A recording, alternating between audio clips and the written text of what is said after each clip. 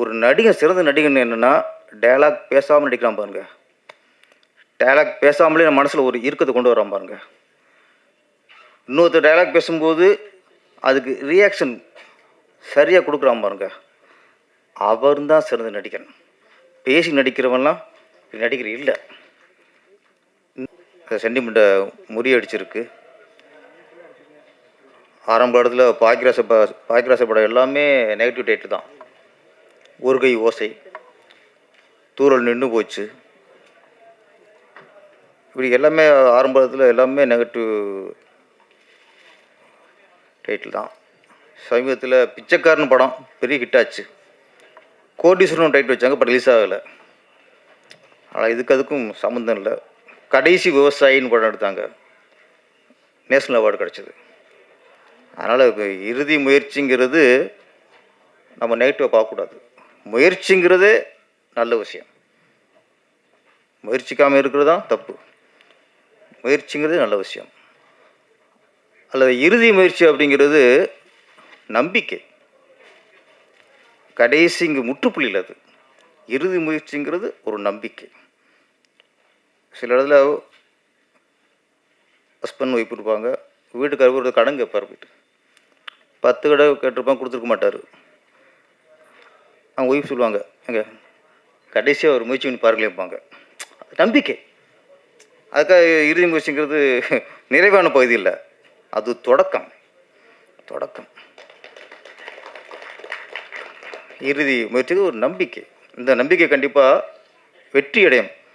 எங்கே நல்ல நோக்கத்தோட, நல்ல விஷயத்தோட, நல்ல எண்ணத்தோட, சமூகத்துக்கு நல்ல விஷயத்த சொல்லணுங்கிற நினைப்போடு உங்களோட முயற்சி இருக்கும் பட்சத்தில் கண்டிப்பாக இந்த முயற்சி திருவினை ஆக்கும். நான் ரஞ்சித் சார் படம் நிறைய பார்த்துருக்கேன். ஆனால் இந்த படத்தில் எனக்கு இந்த படத்தில் முழுமையாக நடிச்சிருக்காருன்னு எனக்கு தோணுச்சு. ஏன்னா ஒரு நடிகன் வசனம் பேசி நடிக்கிறது நடிப்பு இல்லை. டைலாக் கோவமாக பேசிடலாம், சோகமாக டைலாக் இருந்தால் சோகமாக பேசிடலாம். ஒரு நடிகன் சிறந்த நடிகன் என்னென்னா, டைலாக் பேசாமல் நடிக்கிறான் பாருங்க. டைலாக் பேசாமலே நம்ம மனசில் ஒரு இறுக்கத்தை கொண்டு வரான் பாருங்க. இன்னொருத்தர் டைலாக் பேசும்போது அதுக்கு ரியாக்ஷன் சரியாக கொடுக்குறான் பாருங்க. அவர் தான் சிறந்த நடிகன். பேசி நடிக்கிறவன்லாம் நடிகர் இல்லை. இந்த படத்தில் ரஞ்சித் சார் ஒரு மிகச்சிறந்த நடிகராக தெரியுது எனக்கு. அந்த ஃபேஸில் அவ்வளவு இருக்கும். நம்மளுக்கு கதை தெரியாதனால, ஆனால் என்னமோ இருக்குது. இந்த எதிர்பார்ப்புன்னு ஒன்று இருக்குல்ல சார். ஒரு பணத்தை நம்ம ஒருத்தருக்கு உதவி பண்ணுறோம், அவங்க திருப்பி பண்ணுவாங்கன்னு ஒரு எதிர்பார்ப்பு இருக்கும். நம்ம ஒருத்தருக்கு சாப்பாடு போடுறோம், நாளைக்கு நமக்கு சாப்பாடு போடுவாங்கன்னு ஒரு எதிர்பார்ப்பு இருக்கும். மொய் எழுதுறோட அதுதான், திருப்பி அவங்க எழுதுவாங்கிற ஒரு எதிர்பார்ப்பு. ஆனால் அன்பு இருக்குல்ல, அதுதான் அது எதிர்பார்க்கும். மற்றதெல்லாம் நம்ம எதிர்பார்க்க தப்பு. நம்ம ஒரு உதவி பண்ணுறோம், திருப்பி உதவி பண்ணணும்னு எதிர்பார்க்க தப்பு. நம்ம ஒருத்தருக்கு சாப்பாடு போடுறோம், திருப்பி சாப்பாடு அவங்க நம்மளுக்கு போடணுங்கிறது தப்பு. எதிர்பார்ப்பு எது செஞ்சாலும் தப்பு. இந்த அன்பு மட்டும் திருப்பி எதிர்பார்க்கும். அது உண்மையான அன்பு. இந்த சாங்கில் இவர் சாப்பாடு ஊட்டி விட்டுருவார், திருப்பி கேட்பார், நீ விட்டு விட மாட்டான்ட்டு. அது அன்பு. அந்த எதிர்பார்ப்பு நியாயமான எதிர்பார்ப்பு. ஆனால் அதில் என்ன இருக்குங்கிற கதை படம் பார்த்தா தெரியும். இருக்குது, ஏதோ ஒன்று இருக்குது. சும்மாலாம் திருப்பி ஒரு புருஷன் திருப்பி ஊட்டி விட்டு சொல்ல மாட்டான். திருப்பி ஊட்டி விட்டுனா அந்த உணவில் என்னமோ இருக்குது, ஏதோ கதை இருக்குது. அது படம் பார்க்கும்போது தெரியும். இன்னொன்று டைரக்டர் சொல்லும்போது, இந்த தற்கொலைங்கிறது நாங்கள் பண்ணிக்கிறது இல்லை சார். நம்ம சொல்கிறோம் தற்கொலை பண்ணிக்கிட்டான், சூசைட் பண்ணிட்டான். யாரும் தற்கொலை பண்ணிக்கிறது இல்லை. தற்கொலைங்கிறது தற்கொலை தூண்டுவது. தற்கொலை பண்ணிக்கிறது பைத்தியம் நம்மளாம். ஏன் தற்கொலை பண்ணிக்கிறோம்? தற்கொலை பண்ணுறதுக்கு ஏதோ ஒரு விஷயம் நம்மளை தூண்டி விடுகிறது. தற்கொலை பண்ணிக்கிட்டாங்கிற வார்த்தையே தவறு. இவன் தற்கொலை செய்வதற்கு தூண்டப்பட்டிருக்கிறான் என்பதுதான் உண்மை. அதனால் தற்கொலை செஞ்சுட்டாங்க. சில வார்த்தை தமிழில் சில வார்த்தைகள்லாம் தவறாக தான் இருக்கும். அது ஒரு தவறு. அதுக்கு அந்த தற்கொலைக்கு இந்த மாதிரி படங்களை பார்க்கும்போது நமக்கு ஒரு நம்பிக்கை வரும். இது விழிப்புணர்வு படம். இவர் வந்து பார்த்திபன் சாரோட அசிஸ்டண்ட் இயக்குனர். பார்த்திபன் சார் வந்து நான் பழைய பேட்டி படித்தேன் சார். அதை சொல்லி நான் ஒரு நிறைவு பண்ணிக்குவோம். அவர் ஆரம்ப காலத்தில் டப்பிங் ஆர்டிஸ்டாக இருந்து நடிக்க முயற்சி பண்ணி நிறைய அந்த முயற்சிகள், இறுதி முயற்சின்னு சொன்னீங்களே, அது நிறைய தொடர் முயற்சி ஒரு சீசனில் பீச்சில் உட்காந்துருக்காரு. தற்கொலை பண்ணிக்கலாமாங்கிற மூடு வந்துட்டார்.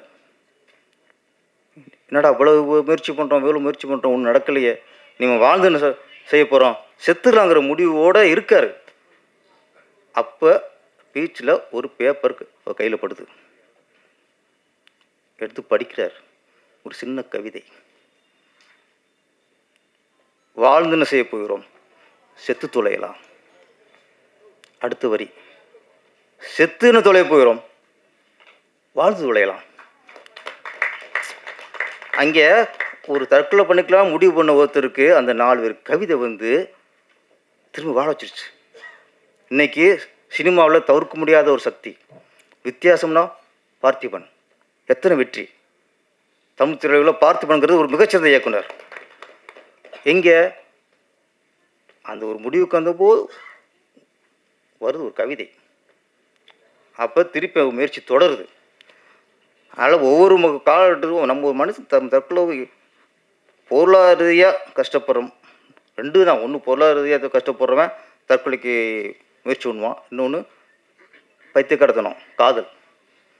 இந்த காதல் வந்து அதில் தோல்வி தான். அது காதல் தான் வாழ்க்கைன்னு நினைக்கிறவன் காதல் தோல்விச்சுன்னா தற்கொலைக்கு முயற்சி பண்ணுவாங்க. ஆனால் தற்கொலைங்கிறது மிகப்பெரிய தவறான விஷயம். அதைத்தான் அந்த படம் எடுத்து சொல்லுது. இந்த படம் ஒரு உண்மையிலேயே ஒரு மக்களுக்கான படம். இன்றைக்கி இருக்கிற மக்களே 60% செத்துறவன் நினச்சிக்கிருக்கான். எவ்வளோ சந்தோஷம் வாடலைங்க. பல பிரச்சனை, பல போராட்டம். அவனுக்கு இஎம்ஐலே பசித்து போகிறான். ஃபஸ்ட்டு இஎம்ஐ வாங்கி பாதி காலங்கள் போயிடுது. ஏன்னா ஒரு வாழ்க்கை இன்னொருத்தனை பார்த்து நம்மளும் அது மாதிரி வாழணும். ஒருத்தன் கார் வாங்கினா நம்மளும் கார் வாங்கணும். ஒருத்தன் வீடு கட்டினா நம்மளும் வீடு கட்டணும். அடுத்தவனை பார்த்தே வாழ்றதுல தான் இஎம்ஐனால வாழ்கிறாங்க. ஆமாம், இதில் நிறைய இருக்குது. இந்த மாதிரி மக்கள்லாம் இந்த படத்தை பார்க்கணும். ஏன்னா அந்த ரவிச்சந்திரன் கேட்ட நான் பேப்பரில் அப்போ படிக்கும்போது எனக்கு பகிர்ந்துச்சு. என்னடா குடும்பத்தோட ஒருத்தன் இறந்துட்டானா எப்படி இருக்கும்? அந்த உண்மை சம்பவத்தை எடுத்து நம்ம டைரக்டர் வெங்கட் ஜனா பண்ணியிருக்கிறாரு. இந்த படத்தில் ஒர்க் பண்ண அத்தனை டெக்னீஷியனுக்கும் மியூசிக்கு நல்லா பண்ணியிருந்தாப்புல. குறிப்பாக கேமராமேனை பாராட்டி ஆகணும்.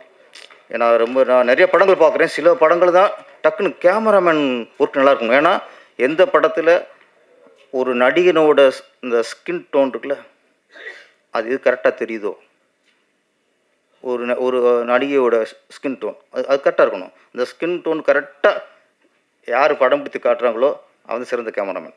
இதில் அப்படியே ரஜினியோட ஸ்கின் டோன் அப்படியே தெரிஞ்சுது. இந்த அம்மாவோட ஸ்கின் டோன் அது நேரம் இருக்க மாதிரி இருக்குது. சிலது இப்போலாம் டிஐலாம் வந்து கொஞ்சம் ஏமாத்திடுறாங்க. கருப்பாக இருக்குன்னு சிவப்பாயிடுறாங்க. இப்போ சிவப்பும் கருப்பாக்கிறாங்க சில இதில், தப்பானதில். அதனால் இந்த கேமரா ஒர்க் நல்லா இருந்துச்சு. ரகுமான் சார், நம்ம கவிஞர், ஒரு வார்த்தை அந்த கமர்ஷியல் பாடலெல்லாம் எனக்கு எழுத பிடிக்காதுன்னு சொல்லி அப்படி ஒதுக்கிறாதீங்க. எம்ஜிஆருடைய பல பாடல்கள் கமர்ஷியல் பாடல் தான். பட்டுக்கோட்டை கல்யாண சுந்தரம் எழுதிய பல பாடல்கள் கமர்ஷியல் பாடல் தான். கமர்ஷியல் பாடல் நல்ல கருத்து சொல்ல முடியும். அதுக்கு எம்ஜிஆர் பாடலில் உதாரணம். நீங்கள் அந்த மாதிரி பாட்டு வரும்போது நீங்கள் எழுதுங்க. நான் சில பாடல்கள் நல்ல கருத்து சொல்ல முடியும். ஆனால் கமர்ஷியல் பாடல்கள் தான் உங்களுக்கு நாட்டுக்கு தேவையான கருத்தை சொல்ல முடியும். கதைக்கானதில் வந்து நீ கதைக்கான விஷயத்தை சொல்ல முடியும். ஒரு சோகம், ஒரு பிரச்சனை, என்ன பிரச்சனை சொல்ல முடியும். சமூகத்துக்கு தேவையான விஷயங்களை கமர்ஷியல் படத்தில் கமர்ஷியல் சாங்கில் சொல்லலாம். அதை நீங்கள் கொஞ்சம் ஃபாலோ பண்ணிங்க. இந்த படம் மிகப்பெரிய வெற்றியடைய என்னுடைய வாழ்த்துக்கள். நன்றி, வணக்கம். இதுதான் இயக்குனரோட முதல் முயற்சி வெற்றியடையும். நன்றி, வணக்கம்.